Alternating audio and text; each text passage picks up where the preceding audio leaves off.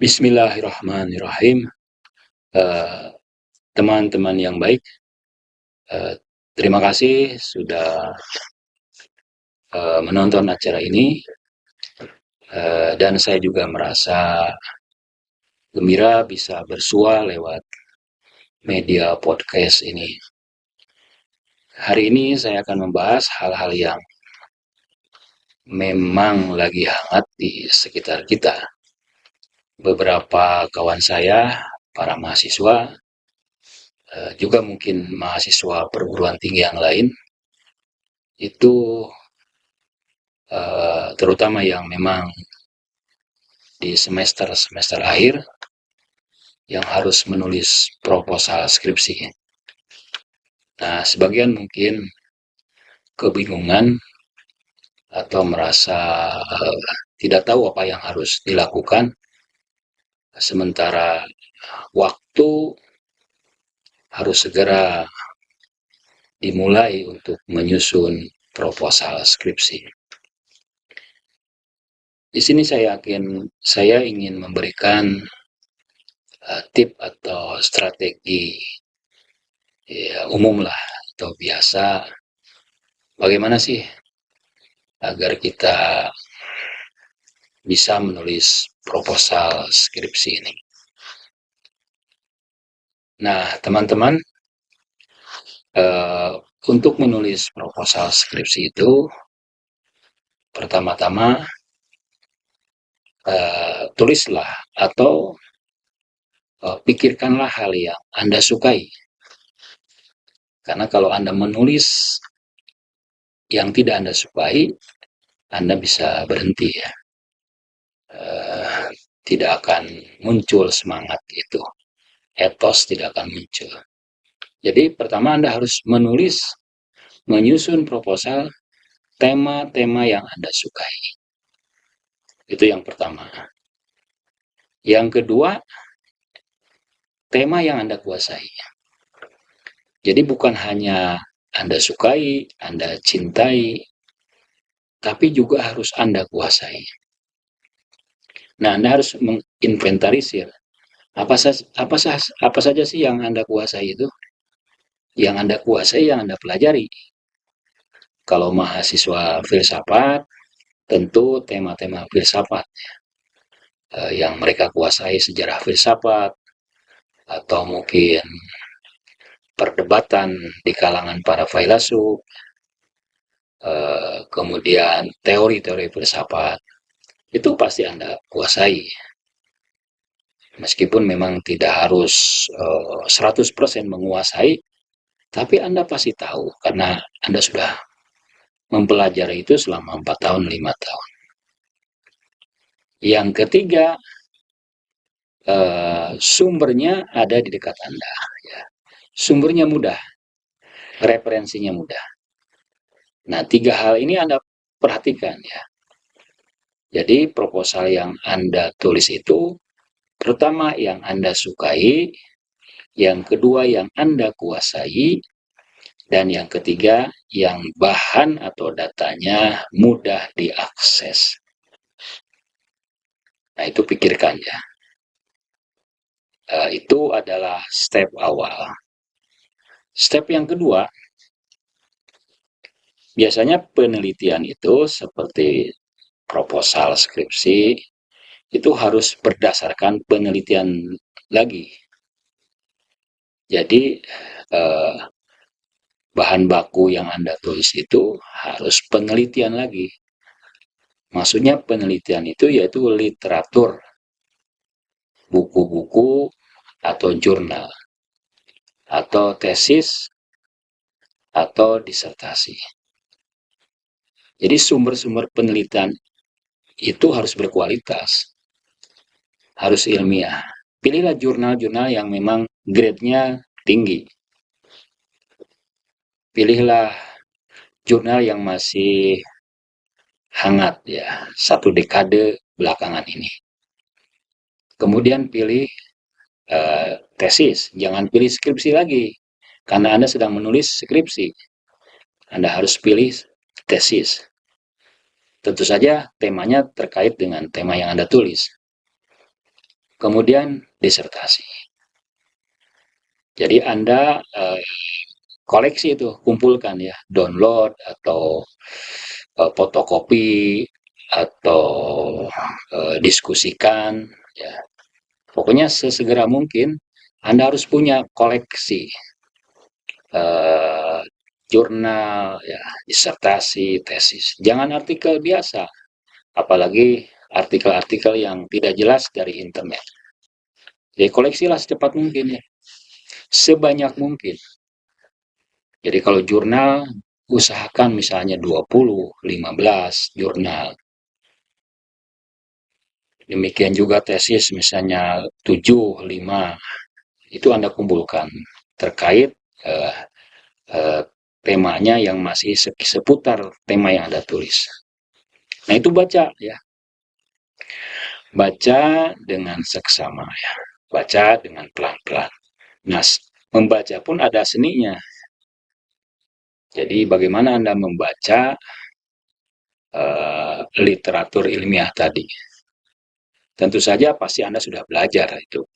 Ya, Anda sudah belajar bagaimana membaca. Tinggal Anda mengingat-ingat lagi momen-momen teori-teori membaca karya ilmiah. Ingat-ingat lagi. Nah, kalau Anda tidak ingat, saya akan membagikan aja tips sederhana. Uh, tips sederhana itu, pertama, jurnal Anda baca. Mungkin jurnal itu banyak, dan Anda mungkin cukup keletihan ya, untuk membaca jurnal semuanya itu. Tapi Anda bisa mulai dengan membaca tujuan tulisan itu. Biasanya penulis jurnal yang baik itu akan menyebutkan di awal ini. Artikel ini ditulis untuk misalnya. Paper ini ditulis untuk ya untuk menguji, untuk menganalisa, untuk mendeskripsikan, untuk mengargumentasikan, untuk menyempurnakan dan sebagainya. Itu perhatikan ya. Di awal itu penulis yang baik pasti menjelaskan tujuan penulis. Nah, Anda perhatikan itu tujuan penulis itu. Ya, baik-baik ya. Kemudian biasanya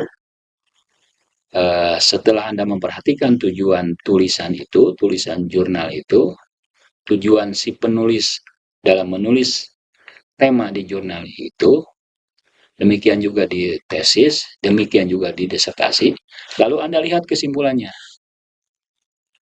Ya, ini teknik yang sederhana. Setelah Anda melihat tujuannya, Anda lihat kesimpulannya. Lalu Anda analisa, apakah tujuannya itu berhasil atau tidak. Misalnya kalau tujuannya ingin mendeskripsikan filsafat peripatetik, ingin menjelaskan ontologinya Ibnu Sina, ingin menjelaskan epistemologinya hikmah mutaliyah. Lalu di kesimpulannya Anda lihat, apakah berhasil atau tidak. Ternyata tidak semakin jelas misalnya, berarti tidak berhasil. Misalnya kalau tujuannya ingin examine, untuk menguji ya. Tapi kalau di kesimpulannya tidak ada itu ya. Penilaian dia itu tidak bias misalnya. Atau penilaian dia itu misalnya parsial ya. Atau penilaian dia itu misalnya tidak komprehensif. Atau argumennya kurang meyakinkan. Nah, itu berarti kurang berhasil. Anda perhatikan tuh. Jadi dari puluhan literatur itu Anda tulis itu tujuan kesimpulan, tujuan kesimpulan.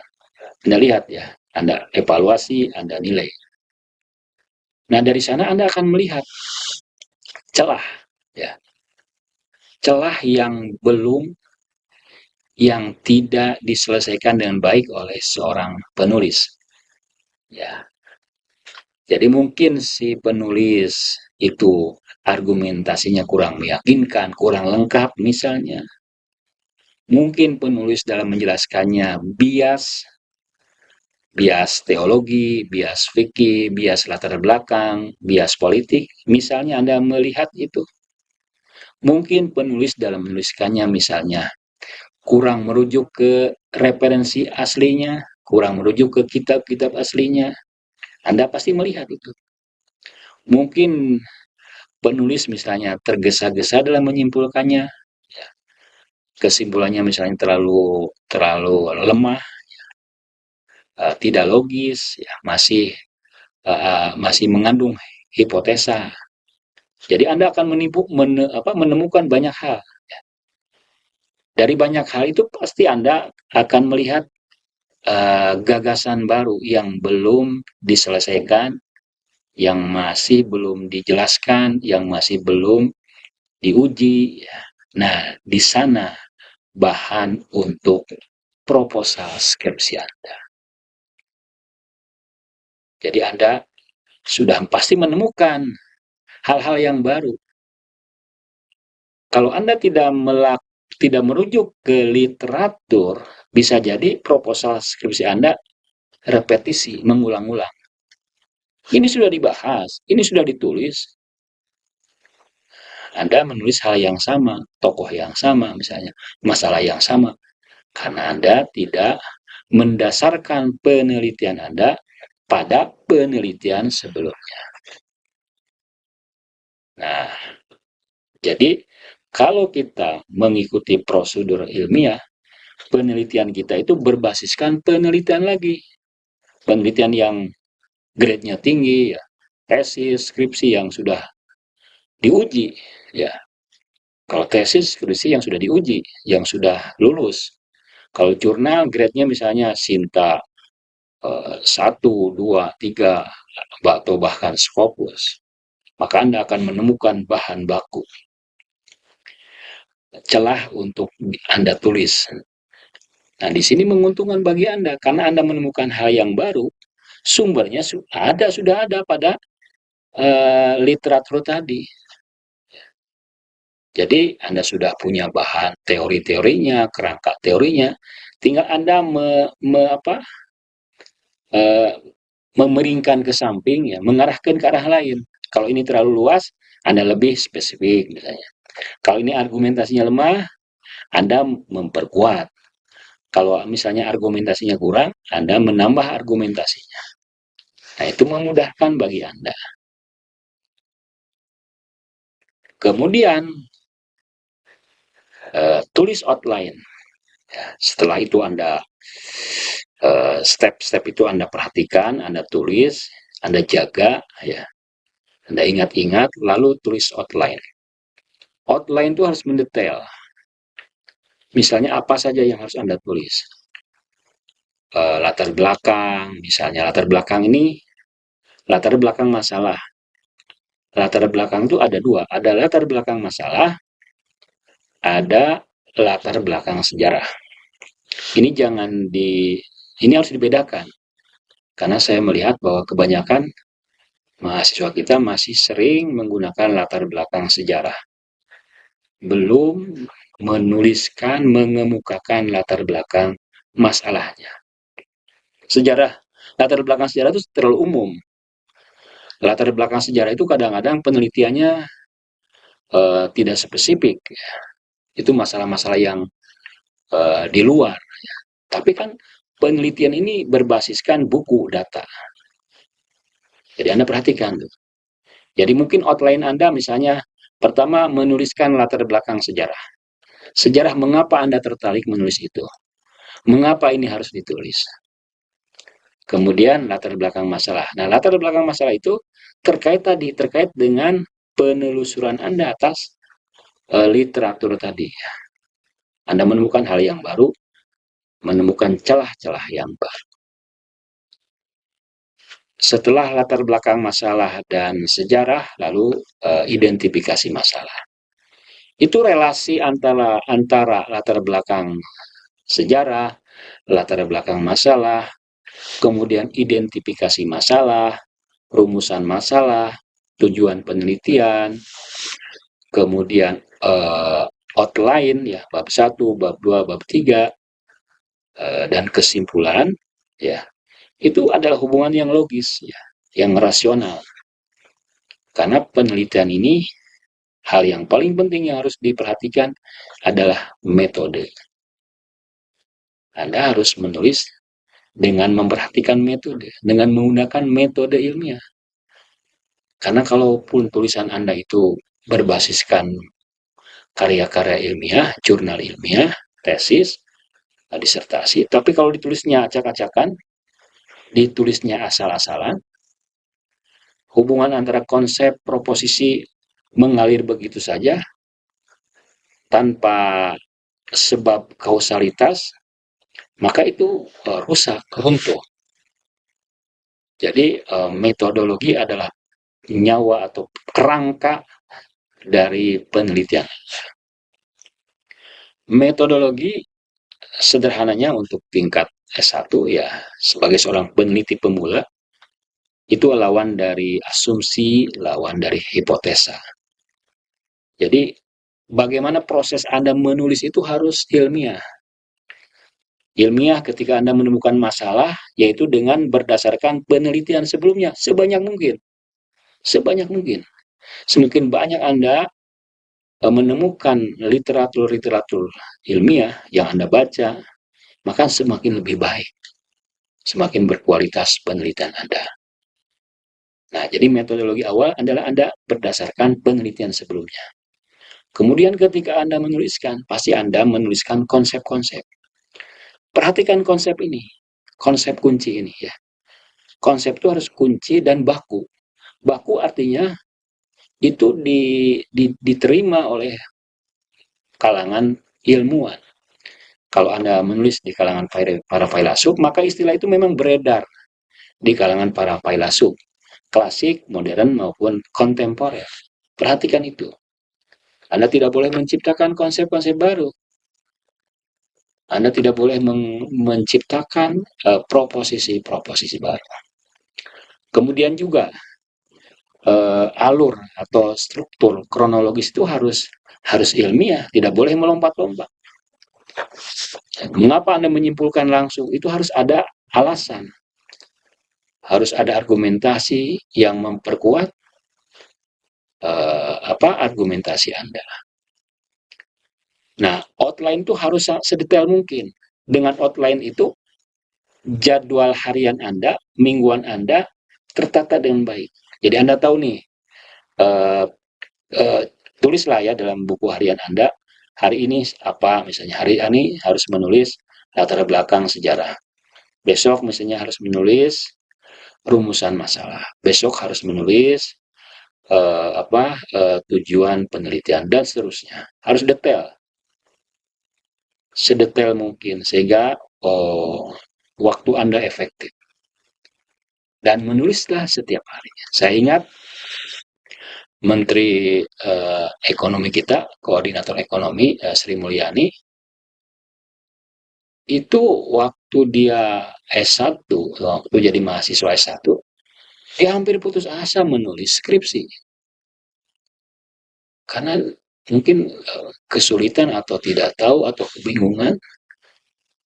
Saya baca di biografinya ya, untung eyangnya memaksa, tulis setiap hari.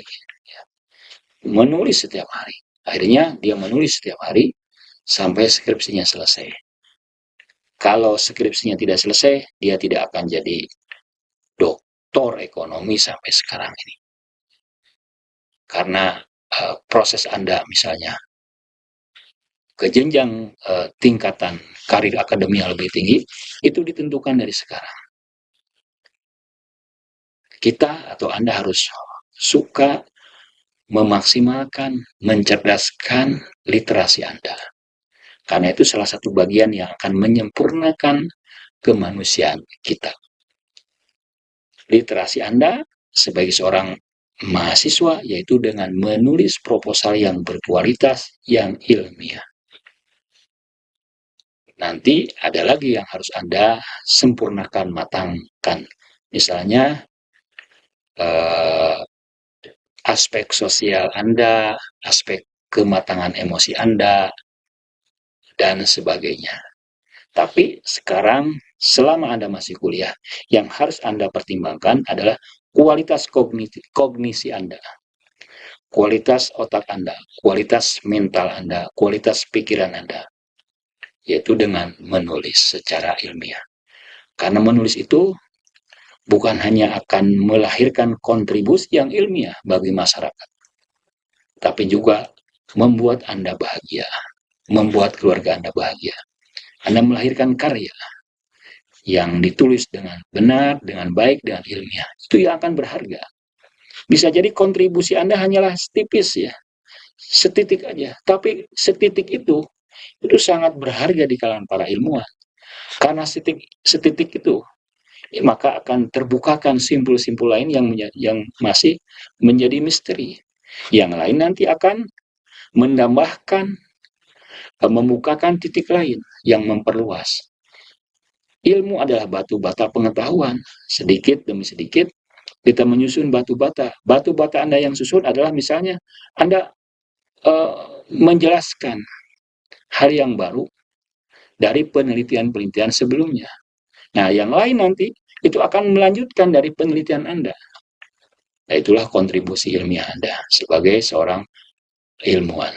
Jadi, cintailah prosesnya, berbahagialah karena menulis itu mengaktualkan akal Anda. Anda akan bahagia, akan Anda menikmati kelezatan dalam menulis, dalam membaca, dalam berdiskusi, dalam mengevaluasi, dalam menjelaskan, dalam mengkomunikasikan, mempresentasikan karya ilmiah Anda di hadapan masyarakat akademi.